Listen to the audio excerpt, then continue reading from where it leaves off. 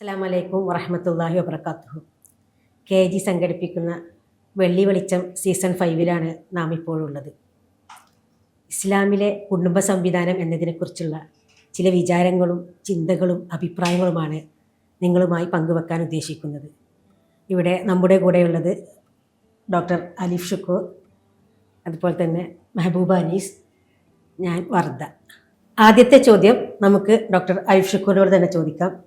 ഇപ്പോഴേ വിവാഹം കഴിക്കുന്നതിന് വിമുഖത കാണിക്കുന്ന ഒരു പ്രവണത കൂടുതലായിട്ട് കണ്ടുവരുന്നുണ്ട്. അതിനെന്തായിരിക്കും കാരണം? എന്താ ഈ പ്രവണത ആൺകുട്ടികളിലും പെൺകുട്ടികളിലും ഒരുപോലെ ഉണ്ട് എന്നാണ് കാണുന്നത്.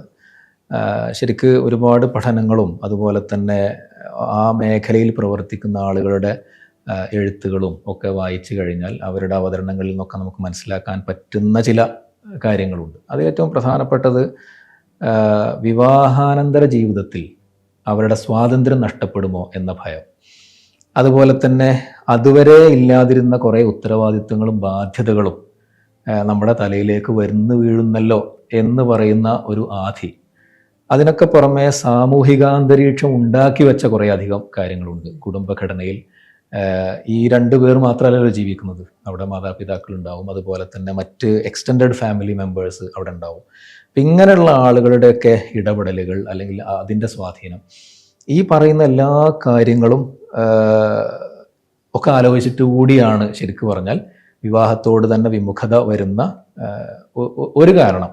നേരത്തെ പറഞ്ഞ ചില അടിസ്ഥാനപരമായിട്ടുള്ള കാഴ്ചപ്പാടുകളും ഇവരെ നയിക്കുന്നുണ്ട്. പക്ഷെ ഇനിയിപ്പോൾ അങ്ങനെയുള്ള കാഴ്ചപ്പാടൊന്നും ഇല്ലാത്തവർ തന്നെ വിവാഹത്തോട് വിമുഖത കാണിക്കുന്നതിന് ഇങ്ങനെ ചില കാരണങ്ങൾ ഉണ്ട് എന്ന് നമുക്ക് മനസ്സിലാക്കാൻ പറ്റും. അതില് ചുറ്റുപാടുകളുടെ സ്വാധീനം കാരണമായിരിക്കില്ല. തീർച്ചയായും അതിനെ നമുക്ക് നിഷേധിക്കാൻ കഴിയില്ല. പുതിയ തലമുറ അങ്ങനെ ചിന്തിക്കുന്നതിൽ ഈ സമൂഹത്തിൽ നടന്നുകൊണ്ടിരിക്കുന്ന അല്ലെങ്കിൽ അവർ കണ്ടു ശീലിച്ച പലതും കാരണങ്ങളുണ്ട്. അതുപോലെ കാണുന്ന ഗാർഹിക പീഡനങ്ങള്, പുരുഷ മേധാവിത്വ ആ ഒരു പരിധി ലംഘിച്ചുകൊണ്ടുള്ള നികൃഷ്ടമായ രൂപത്തിലൊക്കെയുള്ള പുരുഷ മേധാവിത്വം, ആ വാർത്തകളും ഇതൊക്കെ കുട്ടികളുടെ മനസ്സിൽ സ്വാധീനിക്കുന്നുണ്ടായിരിക്കും അല്ലെ. ഒരു പരിധി വരെ എന്തിനപ്പത്ര ഇടങ്ങാറാവുന്നത്, സ്വതന്ത്രമായിട്ട് നിന്ന ഇങ്ങനത്തെ ബുദ്ധിമുട്ടുകളൊന്നും ഇല്ലല്ലോ എന്നുള്ളത് അവർ സ്വാഭാവികമായിട്ടും ചിന്തിക്കും. കാരണം അവർ ചുറ്റുപാടിൽ നിന്നും സ്വന്തം വീടകങ്ങളിൽ നിന്ന് വരെ ചിലപ്പോൾ ഇങ്ങനത്തെ പ്രയാസങ്ങളൊക്കെ കണ്ടിട്ടുണ്ടാവും. അവരുടെ ഉമ്മ അനുഭവിക്കുന്ന പ്രയാസങ്ങൾ, പിന്നെ അതുപോലെ തന്നെ സഹോദരങ്ങൾ ചുറ്റുവട്ടത്തുള്ള അയൽപക്കങ്ങളിലൊക്കെ പലതും കണ്ടിട്ടുണ്ടാവും, പലതരത്തിലുള്ള പീഡനങ്ങളും പ്രയാസങ്ങളൊക്കെ. അപ്പം അതൊക്കെ ഇങ്ങനെ കണ്ടുകൊണ്ട് മനസ്സിലാക്കിക്കൊണ്ടിരിക്കുന്ന ഒരു കുട്ടിക്ക് കല്യാണം വിവാഹം എന്ന് പറയുന്നത് പേടി സ്വപ്നാണ് അല്ലേ? അതെ അതെ, ഇത് ശരിക്കും പറഞ്ഞാൽ അത്തരം കാര്യങ്ങളിൽ മുതിർന്നവരെ കൂടി അവരെ കൂടി എഡ്യൂക്കേറ്റ് ചെയ്യുക എന്നുള്ളതുമാണ് ഒരു പരിഹാരമാവുള്ളൂ. അതോടൊപ്പം തന്നെ ശരിക്ക് വിവാഹത്തിലൂടെ അതിൻ്റെ ലക്ഷ്യം എന്താണ്, വിവാഹത്തിലൂടെ നടക്കേണ്ടുന്ന കാര്യങ്ങൾ എന്തൊക്കെയാണ് എന്നുള്ളതിനെക്കുറിച്ച് കൃത്യമായ വിദ്യാഭ്യാസം ചെറിയ അല്ലെങ്കിൽ പുതുതലമുറക്കും യഥാർത്ഥത്തിൽ കിട്ടേണ്ടതുണ്ട്. അങ്ങനെ അതിനെ പരിഹരിക്കാൻ പറ്റുള്ളൂ. അത് ഈ ഇസ്ലാമിലെ കുടുംബവും കുടുംബ മൂല്യങ്ങളുമൊക്കെ ദൈവദത്തമാണെന്നുള്ള കൃത്യമായൊരു ബോധവൽക്കരണം വളരുന്ന തലമുറകളിൽ നൽകണം. പ്രവചനം പറഞ്ഞില്ല, അൽസിമു ഔലാദക്കും വാഹ്സിനും അദബഹും, നിങ്ങളുടെ കുട്ടികളുമായി സഹവസിക്കുകയും നല്ല മര്യാദകൾ പഠിപ്പിക്കുകയും ചെയ്യുക എന്ന് പറഞ്ഞ വിഷയത്തിൽ കാലികമായിട്ട് കുട്ടികളോട് മനസ്സ് തുറന്ന് സംസാരിക്കുകയും അവരോട് നല്ലൊരു മിംഗ്ലിംഗ് ഉണ്ടാവുകയും ഇത്തരം വിഷയങ്ങളിലൊക്കെ രക്ഷിതാക്കളുടെ ഭാഗത്ത് നിന്നുകൊണ്ട് തന്നെ നല്ലൊരു ബോധവൽക്കരണം, ബോധപൂർവമായ ശ്രമങ്ങൾ ഈ വിഷയത്തിൽ ഉണ്ടാവേണ്ടതുണ്ട്. ഈ വിവാഹാനന്തരം ശരിക്കും പറഞ്ഞാൽ വിവാഹം ചെയ്യപ്പെടുന്ന സ്ത്രീക്ക് അതുപോലെ വിവാഹം ചെയ്യുന്ന പുരുഷന് രണ്ടുപേർക്കും ഉത്തരവാദിത്തങ്ങളും ഉണ്ട്, ബാധ്യതകളും ഉണ്ട്. ഇതിൽ ബാധ്യതകളെല്ലാം ഒരാളുടേത് മാത്രമായി മാറുകയും അതുപോലെ തന്നെ അവകാശങ്ങളെല്ലാം ഏതെങ്കിലും ഒരാളുടേത് മാത്രമായി മാറുകയും ചെയ്യുന്ന ഒരു സിസ്റ്റം ഒരിക്കലും ഉണ്ടാവാൻ പാടില്ല. അങ്ങനെ ഉണ്ടായിരിക്കുന്നു അല്ലെങ്കിൽ കുടുംബഘടന പാടെ തകരാറിലാണ് എന്നൊന്നും ഈ പറഞ്ഞതിന് അർത്ഥമില്ല. പക്ഷെ പലപ്പോഴും സാമ്പത്തികമായ ബാധ്യതകൾ, ഉത്തരവാദിത്തങ്ങൾ, അതുപോലെ അവർക്ക് ലഭ്യമാവേണ്ടുന്ന കാര്യങ്ങളൊക്കെ ഒരുപക്ഷെ അങ്ങോട്ടും ഇങ്ങോട്ടൊക്കെ ആളുകൾ ചെയ്യുന്നുണ്ടാവാം.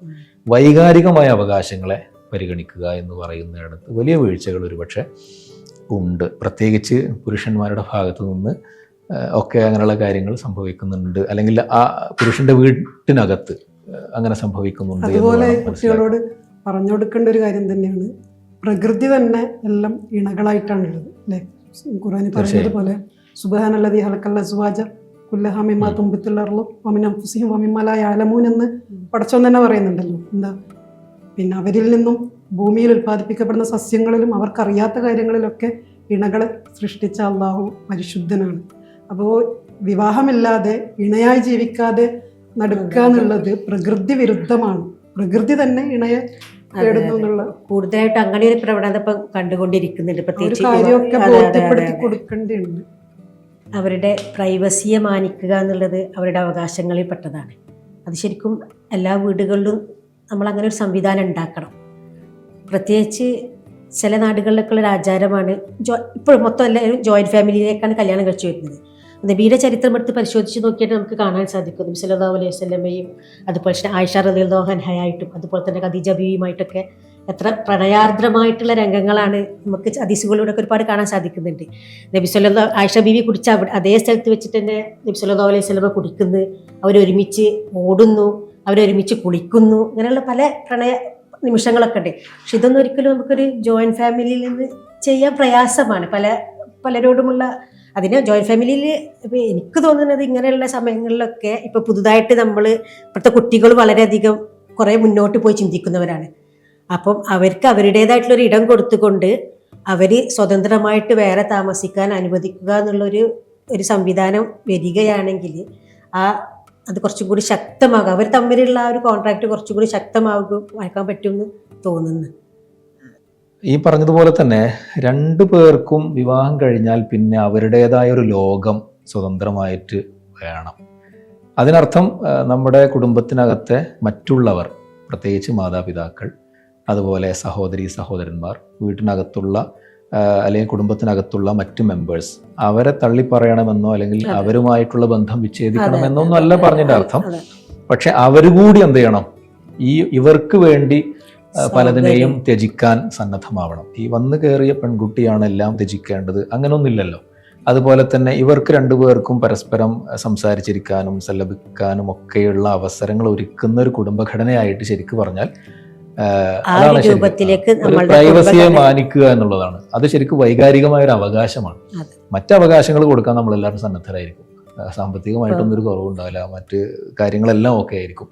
പക്ഷെ ഇതുപോലുള്ള കാര്യങ്ങൾ അത് അവരുടെ അവകാശമായിട്ട് തന്നെ മനസ്സിലാക്കണം എന്നുള്ളതാണ്. രസകരമായിട്ട് ചില സ്ഥലങ്ങളിലൊക്കെ പറയാറുണ്ട്, കല്യാണം കഴിഞ്ഞ് വന്ന ഉടനെ തന്നെ പെൺകുട്ടി എങ്ങനെയുണ്ടെന്ന് ചോദിച്ചിട്ടുണ്ടെങ്കിൽ പറയുക നല്ലോണം പണിയെടുക്കുന്ന കുട്ടിയാണെന്നാണ്. എത്രത്തോളം പണിയെടുക്കാൻ പറ്റുമോ അതാണ് ഒരു കുടുംബത്തിലെ നല്ല കുട്ടിയുടെ അടയാളമായിക്കൊണ്ട് പല സ്ഥലങ്ങളിലും കാണുന്നത്. ആ ഒരു തരത്തിലുള്ള ഒരു കാഴ്ചപ്പാട് തന്നെ മാറണം പെൺകുട്ടി. അതുകൊണ്ടൊക്കെ ഇതൊക്കെ ഇങ്ങനെയുള്ള പലതും കണ്ടിട്ടും കേട്ടിട്ടും അല്ലെങ്കിൽ പല ഫ്രണ്ട്സുകളും പറഞ്ഞതിൽ നിന്നൊക്കെയുള്ള അനുഭവങ്ങൾ വെച്ചിട്ടാണ് പലരും ഇപ്പം എനിക്ക് തോന്നുന്നത് കുറേ ആളുകളൊന്നും ഇപ്പോൾ ലിബറലിസം ഫെമിനിസത്തിൻ്റെ ഒരു ഭാഗമായിക്കൊണ്ടൊന്നുമല്ല കല്യാണം വേണ്ടാന്ന് വെക്കുന്നത്. ഇങ്ങനെയുള്ള ഈ പല കാര്യങ്ങളും അവരുടെ മനസ്സിലുണ്ട്. അതിൽ പേടിച്ചിട്ടാണ് അവർ വേണ്ടാതെ വെക്കുന്നത് എന്ന് വരെ ചിലപ്പോൾ തോന്നിപ്പോവാറുണ്ട് ചിലവരോടൊക്കെ സംസാരിക്കുമ്പോഴൊക്കെ. എന്തിനാ ഞങ്ങൾ വെറുതെ കഷ്ടപ്പെടുന്നത്, ഞങ്ങളെ മാതാക്കൾ കഷ്ടപ്പെട്ടതുപോലെ, എൻ്റെ സഹോദരിമാർ കഷ്ടപ്പെട്ടതുപോലെ, എൻ്റെ കസിൻസ് കഷ്ടപ്പെട്ടതുപോലെ എന്തിനാ ഞങ്ങൾ കഷ്ടപ്പെടുന്നത് എന്നുള്ളൊരു തോന്നൽ അവർക്ക് ഉണ്ടാകുന്നുണ്ടെങ്കിൽ നമ്മൾ ശരിക്കും ഇസ്ലാം പറഞ്ഞാൽ പോലെ ഇതൊക്കെ പ്രാക്ടിക്കലാക്കാനുള്ള ഒരു സംവിധാനം നമ്മളെ വീടകങ്ങൾ നമ്മൾ ഉണ്ടാക്കണം. അതിന് വേണ്ടിയിട്ട് നേരത്തെ ആരിഫ് സാഹിബ് പറഞ്ഞതുപോലെ നമ്മൾ അവരെ എഡ്യൂക്കേറ്റ് ചെയ്യിപ്പിക്കണം. നമ്മുടെ മാതാപിതാക്കളെ ഇപ്പം നമ്മൾ ആ ഒരു സ്ഥാനത്തേക്ക് വരുമ്പോൾ നമ്മളായിരിക്കണം അതിന് നമ്മൾ സ്വയം തന്നെ ആ രൂപത്തിലേക്ക് മുന്നോട്ട് ഇറങ്ങി വരേണ്ടതുണ്ട് അല്ലേ? പ്രായോഗിക മാതൃകകൾ കാണിച്ചു കൊടുക്കണം. ഇതില് ഓരോ കേസും വ്യത്യസ്തമായിരിക്കും, ഓരോ പേഴ്സൺ ടു പേഴ്സൺ വ്യത്യാസങ്ങൾ ഉണ്ടാവും. അതെ, നമുക്ക് ഒരു കാര്യത്തെ ജനറലൈസ് ചെയ്യാൻ കഴിയില്ല. പക്ഷെ പൊതുവെ ഇപ്പോഴത്തെ കുട്ടികൾ എന്നൊക്കെ പറഞ്ഞാൽ ഇത് ആണാണെങ്കിലും പെണ്ണാണെങ്കിലും പഠനം ഒരു പ്രധാനപ്പെട്ട സംഗതിയാണ്. എല്ലാവരും പഠിച്ചോളണമെന്നില്ല, പക്ഷെ പഠിക്കുന്നവർക്ക് അതിനാവശ്യമായ സംവിധാനങ്ങൾ ഒരുക്കി കൊടുക്കാൻ കഴിവുണ്ടെങ്കിൽ അത് ഒരുക്കണം. ഉദാഹരണമായിട്ട് നമുക്ക് വീട്ടിനകത്തെ ജോലികൾ അതെങ്ങനെ ക്രമീകരിക്കാം എന്നുള്ളതിൽ ശരിക്കും പറഞ്ഞാൽ പഴയ കാലത്തെ പോലെയല്ല. അതിനുള്ള സംവിധാനങ്ങൾ ഒരുക്കാൻ ഒരു മെഷീൻ കൊണ്ട് കുറേ സമയം ലാഭിക്കാൻ പറ്റുന്നത് പോലെ, അതുപോലെ തന്നെ നമുക്ക് പണിയെടുക്കാൻ ഒരു ജോലിക്കാരനെ അല്ലെങ്കിൽ ജോലിക്കാരിയെ വെച്ചാൽ തീരാവുന്ന പ്രശ്നങ്ങളുണ്ടെങ്കിൽ അതിനുള്ള ശേഷിയുള്ളവരാണെങ്കിൽ അങ്ങനെയൊക്കെ പരിഹരിക്കാമല്ലോ. പക്ഷെ അതൊന്നും നമ്മളെന്താവില്ല, പല ആളുകളും ശേഷിയുള്ളവർ പോലും അത് ചെയ്യൂല. എക്സ്ട്രാ ആയിട്ട് ഒരു പുതിയ ഒരു ഉപകരണം അടുക്കളയിലുണ്ടെങ്കിൽ ജോലിഭാരം കുറയുമെങ്കിൽ, അതുപോലെ തന്നെ പുതിയൊരു ഉപകരണം ഉണ്ടെങ്കിൽ വീട്ടിനകത്തുള്ള മറ്റ് പല ജോലികളുടെയും ഭാരം കുറയുമെങ്കിൽ അതിനൊക്കെയുള്ള സാധ്യതകൾ ഉപയോഗപ്പെടുത്തിക്കൊണ്ടുകൂടി ആയിരിക്കണം ഈ കാര്യങ്ങളെ കൈകാര്യം ചെയ്യേണ്ടത്. അപ്പോൾ ആ വിഷയത്തിൽ ശരിക്കും പറഞ്ഞാൽ പുരുഷന്മാർക്കാണ് കുറച്ചുകൂടി വിദ്യാഭ്യാസം വേണ്ടത് എന്ന് തോന്നിപ്പോകും പല അനുഭവങ്ങളിൽ നിന്നും. ശരിയാണ്. ശരിക്കും ഈ കുടുംബത്തിനകത്ത് സ്ത്രീ പുരുഷ സമത്വം എന്ന് പറഞ്ഞ ഒന്നുണ്ടോ? അത് നമുക്ക് എങ്ങനെയൊക്കെ കാണാൻ പറ്റും? യഥാർത്ഥത്തിൽ സ്ത്രീ പുരുഷ സമത്വത്തെയല്ല, സ്ത്രീ പുരുഷ പാരസ്പര്യത്തെയാണ് ഇസ്ലാം മുന്നോട്ട് വെക്കുന്നത്. സ്ത്രീ പുരുഷ ധർമ്മങ്ങൾ മത്സര സ്വരൂപമായിട്ടല്ല, പരസ്പരം സഹകരണാത്മകമായിട്ടും, അല്ലേ ഡോക്ടർ, പരസ്പര പൂരകമായിട്ടുമാണ് ചെയ്യേണ്ടത് എന്നുള്ളതാണ്. സ്ത്രീകളെയും പുരുഷന്മാരുടെയും അവരെ മെൻ്റലി, ഫിസിക്കലി, ബയോളജിക്കലി, ഇവരെ ജൈവികം, മാനസികം, ശാരീരികമായ പ്രത്യേകതകൾ പരിഗണിച്ചുകൊണ്ടാണ് അല്ലാഹു സുബ്ഹാനഹു വ തആല ഓരോരുത്തർക്കും അവരവരുടെ പ്രകൃതത്തിനനുസരിച്ച ഉത്തരവാദിത്തങ്ങളും ബാധ്യതകളൊക്കെ ഏൽപ്പിച്ചിട്ടുള്ളത്. ഏൽപ്പിക്കപ്പെട്ട ഉത്തരവാദിത്തങ്ങൾ ഓരോരുത്തരും അറിഞ്ഞും ഉൾക്കൊണ്ടും പരസ്പര പൂരകമായി നിർവഹിക്കുമ്പോഴാണ് ഒരു കുടുംബം ഇമ്പമുള്ളതായിട്ടും പ്രശ്നങ്ങളില്ലാതെ ഭദ്രമായും സുരക്ഷിതമായിട്ടൊക്കെ മുന്നോട്ട് പോവുകയുള്ളൂ. പ്രവാചകൻ പറഞ്ഞല്ലോ, കുല്ലുക്കും റായി വകുല്ലുക്കും മസ്ഊൽ, എല്ലാവരും ഇടയന്മാരാണ്, എല്ലാവരും ചോദ്യം ചെയ്യപ്പെടുമെന്നാണ്. സ്ത്രീകളോട് അവരുടെ കുടുംബത്തെക്കുറിച്ചും കുട്ടികളെക്കുറിച്ചും ചോദിക്കും, പുരുഷന്മാരോട് അവരുടെ കീഴിലുള്ളവരുടെ കുറിച്ച് ചോദിക്കും എന്നുള്ളത്. അപ്പോൾ അവിടെ ഒരു സമത്വം എന്നുള്ള ആ ഒരു തലം തന്നെ വരുന്നില്ല എന്നാണ് ഞാൻ മനസ്സിലാക്കുന്നത്. പാരസ്പര്യത്തെയാണ് ഉയർത്തിപ്പിടിക്കുന്നത്. ഈ ആധുനിക കാലഘട്ടത്തിൽ നമുക്ക് നോക്കിയിട്ടുണ്ടെങ്കിൽ പണ്ടുള്ള രൂപത്തിലല്ലല്ലോ. ഇപ്പോൾ കുട്ടികളൊക്കെ അധികം ആളുകൾക്ക് 2-3 കുട്ടികളുള്ളൂ, അവർ പെട്ടെന്ന് വലുതാകുന്നുണ്ട്. അപ്പോൾ അതുകൊണ്ട് തന്നെ ഈ കാലഘട്ടത്തിൽ സ്ത്രീകൾ ജോലിക്ക് പോകാൻ ആഗ്രഹിക്കുന്നുണ്ട്. അപ്പം അതിനെങ്ങനെയാണ് കാണാൻ പറ്റുക? ഈ സമത്വത്തെക്കുറിച്ച് നേരത്തെ പറഞ്ഞല്ലോ, അതുമായി ബന്ധപ്പെട്ട ഒരു പ്രായോഗികമായിട്ടുള്ളൊരു വിഷയം ആണ് ശരിക്കും പറഞ്ഞാൽ പുരുഷൻ ജോലിക്ക് പോകുന്നു, എന്താ പിന്നെ സ്ത്രീക്കും ജോലിക്ക് പോയിക്കൂടെ എന്ന് തുടങ്ങിയിട്ടുള്ള വിഷയങ്ങൾ. ഒരു ഉദാഹരണത്തിന് വേണ്ടി ജോലി തന്നെ എടുക്കാം. അപ്പം അതിൽ ശരിക്കും പറഞ്ഞാൽ ഇസ്ലാം സാമ്പത്തികമായ കുടുംബത്തിൻ്റെ ബാധ്യത നിറവേറ്റാൻ പുരുഷനെയാണ് ചുമതലപ്പെടുത്തിയിരിക്കുന്നത്. അതിനർത്ഥം സ്ത്രീ ജോലിക്ക് പോകരുതെന്നോ സാമ്പത്തികമായി അവർ സമ്പാദിക്കരുതെന്നൊന്നും ഈ പറഞ്ഞതിനർത്ഥമില്ല. പിന്നെ ജോലി ചെയ്യുക എന്ന് പറയുന്നത് കേവലം സാമ്പത്തികമായ അല്ലെങ്കിൽ അത് സമ്പാദ്യത്തിന് വേണ്ടിയാണ് എന്ന കാഴ്ചപ്പാടും തെറ്റാണ്. ശരിക്കും പറഞ്ഞാൽ അവനവൻ്റെ കഴിവ്, യോഗ്യത, അറിവ്, പഠിച്ച കാര്യങ്ങൾ, പാഷൻ, ടേസ്റ്റ്, ഇങ്ങനെയുള്ള കാര്യങ്ങൾ, ആ കാര്യങ്ങളെ നിർവഹിക്കുന്ന ഒരു ഇതുകൂടിയാണ് ജോലി എന്ന് പറയുന്നത്. അപ്പോൾ കേവലം പണമുണ്ടാക്കാൻ പുരുഷനുണ്ടല്ലോ, ഈ കുടുംബത്തിൽ സ്ത്രീ ജോലിക്ക് പോവേണ്ടതില്ല എന്ന് ഓരോ കുടുംബത്തിനകത്തും അവരെ കൂടിയാലോചിച്ചുകൊണ്ട് തീരുമാനമെടുക്കുന്നതിനെ കുറിച്ചല്ല നമ്മളീ പറയുന്നത്. പക്ഷേ അങ്ങനെ ഒരു വാശി ആ വിഷയത്തിൽ ഉണ്ടാവാൻ പാടില്ല എന്ന് തന്നെയാണ്. പ്രത്യേകിച്ച് പുതിയ കാലത്ത് ആൺകുട്ടികളെ പോലെ തന്നെ അല്ലെങ്കിൽ അതിനേക്കാൾ ഒരു പടി മുമ്പിൽ പഠിക്കുന്നവരും വിവരമുള്ളവരുമാണ് ശരിക്കും പറഞ്ഞാൽ പെൺകുട്ടികൾ. അപ്പോൾ അവർക്ക് അവരുടേതായ ആ ഒരു ഇടം കൊടുക്കണം എന്നുള്ളതാണ്. ശരിക്കും പറഞ്ഞാൽ ഈ നമ്മൾ സാമൂഹിക നിർമ്മിതിയിൽ അല്ലെങ്കിൽ കുടുംബ നിർമ്മിതിയിൽ പുരുഷനുള്ളതുപോലെ തന്നെ സ്ത്രീക്കും പങ്കുണ്ട് എന്ന് പറയുമ്പോൾ ഇത്തരം കാര്യങ്ങളെ കൂടി അവകാശമായിട്ട് അംഗീകരിച്ചു കൊടുക്കണം എന്നുള്ളത്. ഈ ഇണകൾ തമ്മിലുള്ള ബന്ധത്തെ കൂടുതൽ ഊഷ്മളമാക്കുന്നതിന് ഖുർആൻ നൽകിയ നിർദ്ദേശങ്ങൾ എന്തൊക്കെയായിരുന്നു? അതാണല്ലോ അല്ലാഹു പറയുന്നുണ്ടല്ലോ, അവൻ്റെ ദൃഷ്ടാന്തങ്ങളിൽ പെട്ടതാണ് നിങ്ങളിൽ നിന്ന് തന്നെ ഇണകളെ സൃഷ്ടിച്ചു, ഇതസ്കുനു ഇലൈഹ, അവളിൽ നിങ്ങൾക്ക് ശാന്തി നുകരാൻ വേണ്ടി, സമാധാനം പ്രാപിക്കാൻ വേണ്ടി എന്നാണ് പറയുന്നത്. തുടർന്ന് പറയുന്നത് വജഅൽനാ ബൈനക്കും മവദ്ദത്തും വറഹ്മ, നിങ്ങൾക്കിടയിൽ അവന് സ്നേഹവും കാരുണ്യവും സ്ഥാപിച്ചിരിക്കുന്നു എന്നാണ്. അപ്പോൾ നല്ല സ്വസ്ഥമായ ഒരു കുടുംബ സംവിധാനത്തിന് വേണ്ടി അള്ളാഹു ദമ്പതികൾക്കിടയിൽ നിക്ഷേപിച്ച ഉദാത്തമായ 2 വികാരങ്ങളാണ് മവദ്ദത്തും റഹ്മത്തും, സ്നേഹവും കാരുണ്യവും എന്നുള്ളത്. ഇത് അള്ളാഹു നിക്ഷേപിച്ചിട്ടുണ്ട്. ഇതിനെ നമ്മൾ ഊതിക്കാച്ചി പരിപോഷിപ്പിച്ചെടുക്കണം എന്നുള്ളതാണ്. അത് അള്ളാഹുവിൻ്റെ ദൃഷ്ടാന്തങ്ങളുടെ കൂട്ടത്തിലാണ് എണ്ണിയിരിക്കുന്നത്. ഈ പരിശുദ്ധ ഖുർആനിൽ ഈ ആയത്ത് വന്ന സ്ഥലത്ത് അതിന് തൊട്ടു മുമ്പുള്ള ആയത്തുകളൊക്കെ പരിശോധിച്ചാൽ അള്ളാഹുവിൻ്റെ ആയാത്തുകളെ, ദൃഷ്ടാന്തങ്ങളെ വിശദീകരിക്കുന്നതിനിടയിലുള്ള ഒരു ഖുർആനിക വചനമാണിത്. മാത്രവുമല്ല, ഖുർആനിൽ കുടുംബവുമായി ബന്ധപ്പെട്ട് വിശദീകരണങ്ങൾ വന്നിട്ടുള്ള ഒരുപാട് സ്ഥലങ്ങളിൽ ഇഹ്സാൻ എന്ന പദത്തെ ചേർത്ത് വെച്ചിട്ടുണ്ട്. ഇഹ്സാൻ എന്നുള്ളത് നമുക്ക് നിർവചനങ്ങൾക്കതീതമായ നന്മയുടെ ഒരു ഇതാണ് ശരിക്കും പറഞ്ഞാൽ ഇഹ്സാൻ. അപ്പോൾ അവിടെ പാലിക്കേണ്ടത് ഇഹ്സാനാണ് എന്നുള്ളതാണ്. അപ്പോൾ നമുക്ക് ഈ പരസ്പര ബന്ധങ്ങളിൽ മവദ്ദത്ത്, റഹ്മത്ത്, അതുപോലെ അവർക്ക് ആ ബന്ധത്തിൽ കിട്ടുന്ന സുക്കൂൻ, സമാധാനം എന്ന് പറയുന്നത് ശരിക്കും പറഞ്ഞാൽ വളരെ ആസ്വാദകരമായിട്ട് ജീവിക്കാൻ അതിനേക്കാൾ വലുതൊന്നും വേണ്ടി വരില്ല എന്നുള്ളതാണ്. പരസ്പരം രണ്ടുപേരും വളരെ സൗഹൃദത്തിൽ എത്ര മനോഹരമായിട്ടാണ് പറയുന്നത്. ഖുർആൻ അത് ജീവിക്കുന്നു എന്നോട് ശരിക്കും മവദ്ദത്ത് പ്രണയമാണ്. സാധാരണ രണ്ട് മനുഷ്യർ തമ്മിൽ അല്ലെങ്കിൽ രണ്ട് സുഹൃത്തുക്കൾ തമ്മിലുള്ള സ്നേഹത്തെ സൂചിപ്പിക്കുന്ന പദമല്ല അത് ശരിക്കും മഹബത്ത് എന്നോ അല്ലെങ്കിൽ ഹുബ് എന്നൊക്കെ പറഞ്ഞാൽ മതി. പക്ഷെ ഇത് മവദ്ദത്ത് കുറച്ചും കൂടി പ്രണയാർദ്രമായിട്ടുള്ള അസ്നേഹത്തിനാണ് ഖുർആൻ ഉപയോഗിച്ചിരിക്കുന്നത്. അതിനെ ഉൾക്കൊള്ളുവാനും മനസ്സിലാക്കാനും സാധിച്ചാൽ അതിനേക്കാൾ വലിയൊരു സ്വർഗം ദുനിയാവിൽ നമുക്ക് പണിയാനില്ല എന്ന് പറയാം. ഉണ്ടാകുമ്പോഴാണ് സുക്കൂൻ ഉണ്ടാവുക. തീർച്ചയായും. അതെ, കുടുംബത്തിന്റെ പ്രധാന ലക്ഷ്യങ്ങളിൽ ഒന്നാണല്ലോ മക്കളെ സംസ്കരിക്കുക, പരിപാലിക്കുക എന്ന് തുടങ്ങിയത്. ഈ കാലഘട്ടത്തിൽ നമുക്ക് എന്തൊക്കെ ചെയ്യാൻ പറ്റും? കുടുംബത്തിന്റെ പ്രധാന ലക്ഷ്യമായി നേരത്തെ ഈ ചർച്ചയിൽ തന്നെ നാം സൂചിപ്പിച്ചതുപോലെ പുതിയ തലമുറകളെ സൃഷ്ടിച്ചെടുക്കുക എന്നുള്ളത് തന്നെയാണ്. അത് വളരെ ഉത്തരവാദിത്വമുള്ള ഒരു വ്യവസ്ഥക്കകത്തായിരിക്കണം എന്നതുകൊണ്ടാണ് ഖുർആൻ വിവാഹത്തെ പ്രോത്സാഹിപ്പിക്കുകയും വിവാഹത്തിലൂടെ മാത്രമേ കുടുംബഘടന ഉണ്ടാക്കാൻ പാടുള്ളൂ എന്ന് പറയുകയും ചെയ്തത്. ആ നിലക്ക് നോക്കിക്കഴിഞ്ഞാൽ പുതിയ കാലഘട്ടത്തിൽ നമ്മുടെ യങ് ജനറേഷനെ മാതാപിതാക്കൾ ഏത് രീതിയിൽ വളർത്തുന്നു എന്നുള്ളത് വിലയിരുത്തപ്പെടേണ്ടതാണ്. സാമ്പത്തികമായി ശേഷിയുള്ളവർ അതെല്ലാം മക്കൾക്ക് നൽകുകയും അവർക്ക് ആവശ്യമുള്ളതെല്ലാം ഒരുക്കി കൊടുക്കുകയും ചെയ്യാനുള്ള സൗകര്യമൊന്നുണ്ട്. ശേഷി ഇല്ലെങ്കിലും എവിടെന്നെങ്കിലൊക്കെ കടം വാങ്ങിയിട്ടും ഒക്കെ മക്കളുടെ എല്ലാ മക്കൾക്ക് കാര്യങ്ങളും വേണ്ടി സാധിപ്പിച്ചു കൊടുക്കുക എന്നുള്ളതാണ് ഇപ്പോഴത്തെ പേരൻസിന്റെ ചെയ്യുന്നുണ്ട്. പക്ഷെ അവരുടെ ധാർമ്മികവും അവരുടെ ഭാവിയിൽ ആവശ്യമായ അതിനുള്ള ഗൈഡ് ലൈൻസും കൊടുക്കുക, ജീവിതത്തെ ശരിയായ രീതിയിൽ മുന്നോട്ട് കൊണ്ടുപോകാൻ ആവശ്യമായ ഗൈഡ് ലൈൻസും അവർക്ക് കൊടുക്കുക എന്നുള്ളത് വലിയ ബാധ്യതയാണ്. സാമ്പത്തികമായ ബാധ്യതകൾ നിറവേറ്റുന്നതിനേക്കാൾ പ്രാധാന്യം അതിനുണ്ട്. അപ്പം ആ നിലക്ക് ശരിക്ക് പറഞ്ഞാൽ ഈ തലമുറയെ വളർത്താൻ ആവശ്യമായ അറിവാണ് ഏറ്റവും പ്രധാനമായിട്ടുള്ളത്.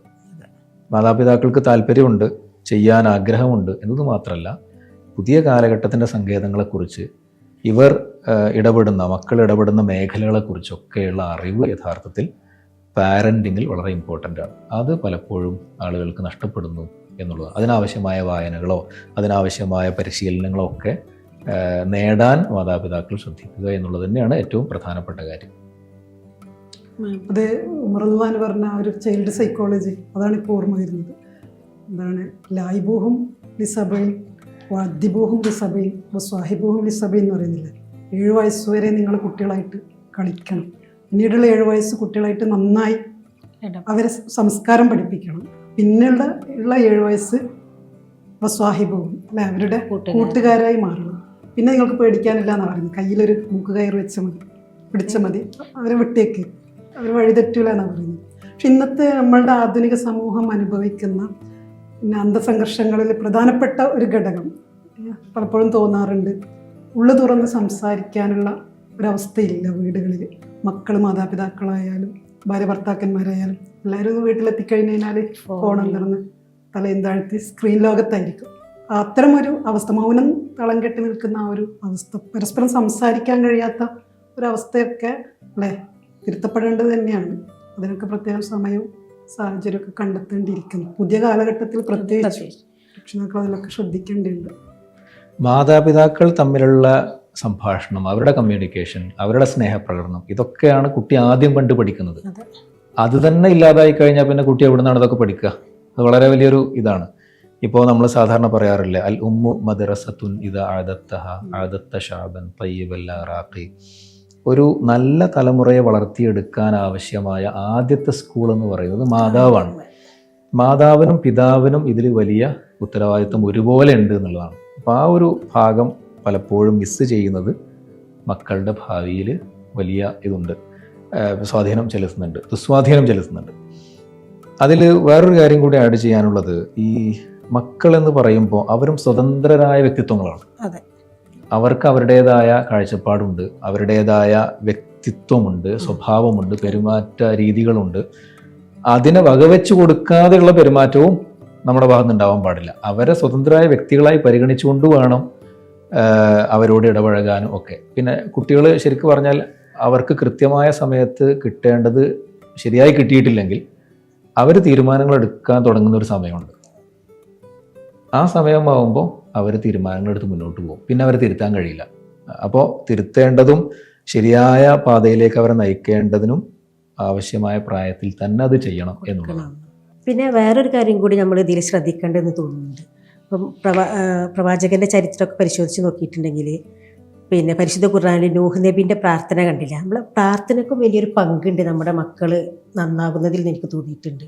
അപ്പോൾ ഇബ്രാഹിം നബി പ്രാർത്ഥിക്കുക റബ്ബി ജഅൽനി മുഖീമ സ്വലാത്ത മിൻ ദുരിയത്തി, സന്താന പരമ്പരകൾക്കൊക്കെ പ്രാർത്ഥിച്ചുകൊണ്ടിരിക്കുന്നുണ്ട്. അപ്പം നമ്മളവർക്ക് ചെയ്തു കൊടുക്കേണ്ടതൊക്കെ ചെയ്തു കൊടുത്തിട്ട് നമ്മളുടെ മാതാപിതാക്കൾ മക്കൾക്ക് വേണ്ടി നന്നായിട്ട് പ്രാർത്ഥിക്കണം. പ്രാർത്ഥനയ്ക്ക് ഉത്തരം ലഭിക്കുന്ന പറഞ്ഞിട്ടുള്ളത്, മാതാപിതാക്കളുടെ പ്രാർത്ഥനയ്ക്ക് ഉത്തരം ലഭിക്കും മക്കൾക്ക് വേണ്ടി പ്രാർത്ഥിക്കുന്നത്. ശരിക്കും അതും നമ്മളൊന്ന് ഗൗരവത്തിൽ ചിന്തിക്കേണ്ടതുണ്ട്. പ്രവർത്തനവും പ്രാർത്ഥനയും. പിന്നെ നമ്മൾ വസിയത്തിൻ്റെ പുസ്തകത്തിൽ ഖുറമുറാദ് അദ്ദേഹം എഴുതുന്നുണ്ടല്ലോ, പിന്നെ എനിക്ക് എൻ്റെ മക്കളെക്കുറിച്ചുള്ള ഓരോ സ്വപ്നങ്ങളുണ്ട്, പക്ഷേ എനിക്ക് നിങ്ങൾ ആ രൂപത്തിൽ വളർത്തുന്നതിൽ വലിയ പങ്ക് വഹിക്കാൻ പറ്റിയിട്ടില്ല. കാരണം ഞാൻ എപ്പോഴും ബിസിയായിരുന്നു. പക്ഷേ ആ കാര്യത്തിൽ നിങ്ങളുടെ മാതാവ് വേണ്ട രൂപത്തിൽ തന്നെ പ്രവർത്തിച്ചിട്ടുണ്ട്. പക്ഷെ ഞാൻ ഒന്ന് ചെയ്യാറുണ്ട്, എനിക്ക് എപ്പോഴൊക്കെ പ്രാർത്ഥനയ്ക്ക് ഉത്തരം കിട്ടുന്ന അവസരങ്ങളുണ്ടോ അപ്പോഴൊക്കെ ഞാൻ നിങ്ങൾ ഓരോരുത്തരെ പറ്റിയും എനിക്കുള്ള ആഗ്രഹം എന്താണെന്ന് എൻ്റെ റബ്ബിൻ്റെ മുമ്പിൽ പറഞ്ഞിട്ടുണ്ട്. അത് ശരിക്കും ഭയങ്കരമായിട്ട് അണ്ടർലൈൻ ഇട്ട് നമ്മൾ മനസ്സിലാക്കേണ്ടതാണ്. നമ്മൾ അവർക്ക് വേണ്ടിയിട്ടുള്ള നിർദ്ദേശങ്ങൾ കൊടുക്കുകയും നമ്മുടെ ആത്മാർത്ഥമായിട്ടുള്ള പ്രാർത്ഥനകൾ ശരിയായ രൂപത്തിൽ തന്നെ ഉണ്ടാവുകയും ചെയ്യുമ്പോൾ അള്ളാഹുവിൻ്റെ അനുഗ്രഹം ഉണ്ടാകുമെന്ന് പ്രതീക്ഷിക്കുക ഇൻഷാ അല്ലാഹ്. ആ പ്രാർത്ഥനകളിൽ ഏറ്റവും പ്രധാനപ്പെട്ടതാണ് റബ്ബന ഹബ് ലനാ മിൻ അസ്വാജിനാ വദുർരിയ്യാതിനാ ഖുർറത അയുൻ വജഅൽനാ ലിൽ മുത്തഖീന ഇമാമ. അത് പരിശുദ്ധ ഖുർആൻ പഠിപ്പിച്ച ഒരു മനോഹരമായ പ്രാർത്ഥനയാണ്. മക്കൾക്ക് വേണ്ടി നമുക്ക് ചെയ്യാവുന്ന ഏറ്റവും വലിയൊരു കാര്യവും അത് തന്നെയാണ്. നമ്മൾ മറ്റെല്ലാ കാര്യങ്ങളും ചെയ്തു കൊടുക്കും, ഈ ഒരു വശം മറന്നു പോകാൻ പാടില്ല. അതിൽ ഇബ്രാഹിം അലൈഹി ഇസ്ലാമയുടെ കുടുംബത്തെ പരിചയപ്പെടുത്തുന്നിടത്ത് നമസ്കാരത്തെ ഒരു പ്രധാന കാര്യമായിട്ട് ഊന്നി പറഞ്ഞിട്ടുണ്ട്. നമസ്കരിക്കുന്നവരാക്കണം എന്നെയും എൻ്റെ തലമുറയെയും എൻ്റെ മക്കളെയും എന്ന് പഠിപ്പിക്കുന്നുണ്ട്. അത് ഇപ്പോൾ നമസ്കാരം അതിൽ കേന്ദ്രീകൃതമായിട്ടുള്ള ഒരു തർബിയത്ത് സംവിധാനം നമുക്കുണ്ടായിരിക്കണം. പ്രാർത്ഥന നിർഭരമായിരിക്കണം. അങ്ങനെയുള്ള കുറേയധികം കാര്യങ്ങൾ ഈ കുടുംബഘടനയിൽ ഉണ്ടെങ്കിൽ അത് പോസിറ്റീവായിട്ടുള്ള റിസൾട്ട് തീർച്ചയായും ഉണ്ടാക്കും. ഡോക്ടർ പറഞ്ഞതുപോലെ തന്നെ വീടകങ്ങൾ സംസ്കരണ കേന്ദ്രങ്ങളായി മാറണം. ശിക്ഷണങ്ങളും ശീലങ്ങളും ഒക്കെ വീടുകളിൽ നിന്ന് തന്നെയാണ് നമ്മൾ പ്രഥമമായിട്ട് പകർന്നു കൊടുക്കേണ്ടത്. പ്രത്യേകിച്ചും ഈ കാലഘട്ടത്തിലെ വളരെ പ്രധാനപ്പെട്ട മാതാപിതാക്കളുടെ ഒരു ദൗത്യവും കൂടിയാണിത്. നമ്മുടെ കുട്ടികളുടെ കൂട്ടുകാരാരൊക്കെയാന്നുള്ളത് നമുക്ക് നല്ലൊരു വ്യക്തത വേണം. ആരൊക്കെയാണ് സുഹൃത്തുക്കൾ, എവിടെയൊക്കെ ഉള്ളവരാണ്, ആരൊക്കെയാണ് നമ്മുടെ കുട്ടികളുടെ കൂടെ സ്കൂളിലേക്ക് പോകുമ്പോൾ കൂടെ പോകാറുള്ളത്, വരാറുള്ളത്, കറക്റ്റ് സമയത്ത് എത്തിയിട്ടില്ലെങ്കിൽ എവിടെയായിരുന്നു എന്നൊക്കെ നല്ല സ്നേഹത്തോടു കൂടി തന്നെ ചോദിച്ച് മനസ്സിലാക്കാൻ പറ്റുന്ന രൂപത്തിലുള്ളൊരു, നേരത്തെ പറഞ്ഞ ഒരു ഇൻറ്റിമസി മക്കളും മാതാപിതാക്കളും തമ്മിൽ ഉണ്ടെങ്കിൽ ശരിക്കും അവർ എല്ലാ കാര്യങ്ങളും നമ്മളോട് തുറന്ന് പറയും നമുക്ക് പ്രതീക്ഷിക്കാം. അവരെ എല്ലാ ചെറിയ കാര്യത്തിനും നിയന്ത്രിക്കുന്ന മാതാപിതാക്കളെക്കാൾ കൂടുതൽ അവരോട് സൗഹൃദം പാലിക്കുന്ന ഫ്രണ്ട്ഷിപ്പ് എന്ന് നമുക്ക് പറയാം. പക്ഷേ ഫ്രണ്ട്ഷിപ്പ് പോലെയല്ല. മാതാപിതാക്കൾ ഫ്രണ്ട്ഷിപ്പുള്ളതോടൊപ്പം തന്നെ അവർ മാതാവും പിതാവുമാണ്. ഒരല്പം ഒരു പടി മുകളിലാണ് അവരുടെ സ്ഥാനം. അങ്ങനെയാണ് അവർ പെരുമാറേണ്ടതും നിൽക്കേണ്ടതും.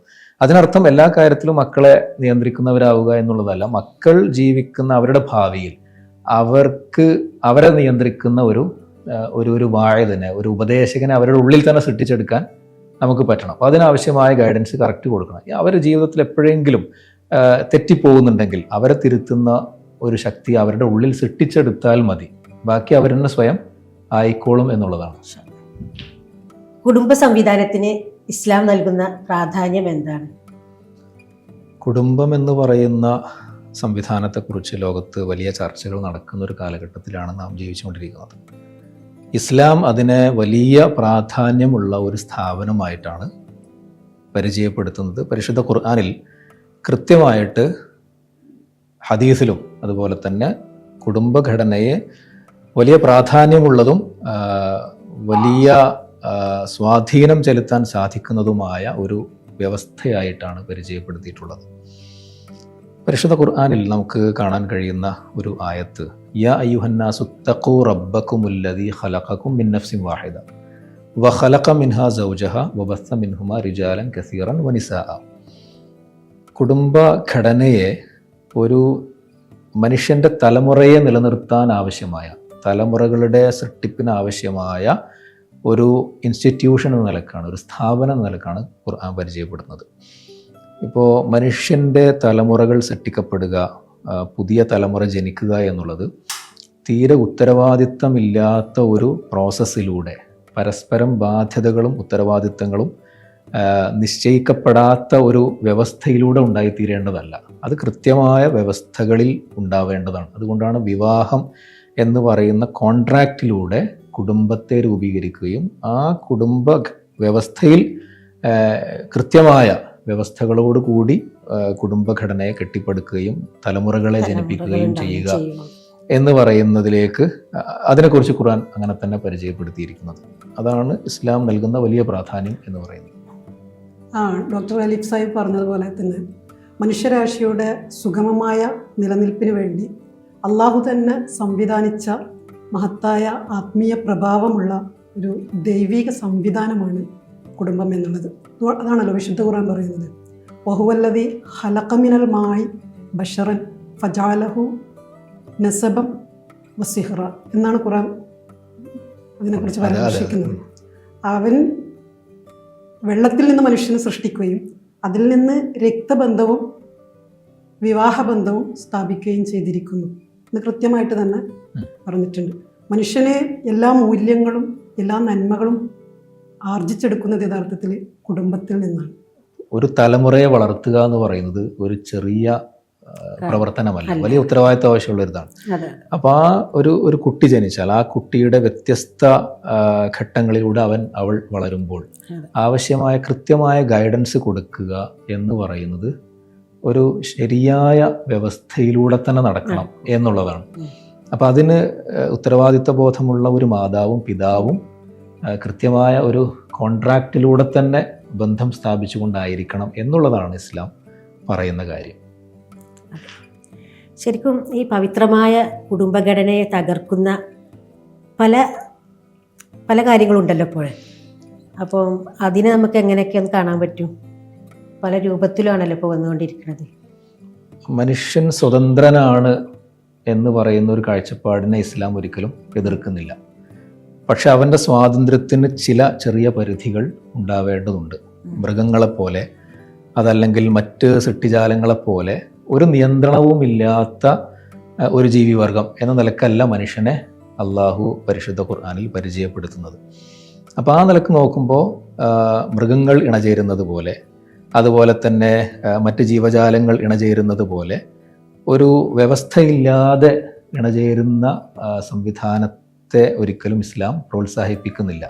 ശരിക്കു പറഞ്ഞാൽ സർവതന്ത്ര സ്വതന്ത്രവാദം എന്ന് പറയാവുന്ന അല്ലെങ്കിൽ ലിബറലിസത്തിൻ്റെ അടിസ്ഥാനത്തിൽ മനുഷ്യനും മൃഗങ്ങളും തമ്മിൽ വലിയ വ്യത്യാസമില്ലാത്ത രീതിയിൽ ബന്ധങ്ങളാവാം. അതുപോലെ തന്നെ കുടുംബമെന്ന് പറയുന്ന വ്യവസ്ഥ മനുഷ്യന് ആവശ്യമില്ല എന്ന് പറയുന്ന ഒരു കാഴ്ചപ്പാട് ലോകത്ത് ശക്തമായിട്ടുണ്ട്. അത് വളരെ അപകടകരമായിട്ടുള്ള ഒരു കാര്യമാണ്. ഈ വിഷയത്തിൽ മെഹബൂബ സാഹിബക്ക് ഒരുപക്ഷെ കുറച്ചധികം കാര്യങ്ങൾ കൂട്ടിച്ചേർക്കാൻ സാധിക്കുമായിരിക്കും. അതെ, ഡോക്ടർ സൂചിപ്പിച്ചതുപോലെ തന്നെ ഈ കുടുംബ സംവിധാനത്തിൻ്റെ തകർച്ച എന്നുള്ളത് യഥാർത്ഥത്തിൽ മനുഷ്യരാശിയുടെ തന്നെ തകർച്ചയിലേക്കാണ് നയിക്കുക.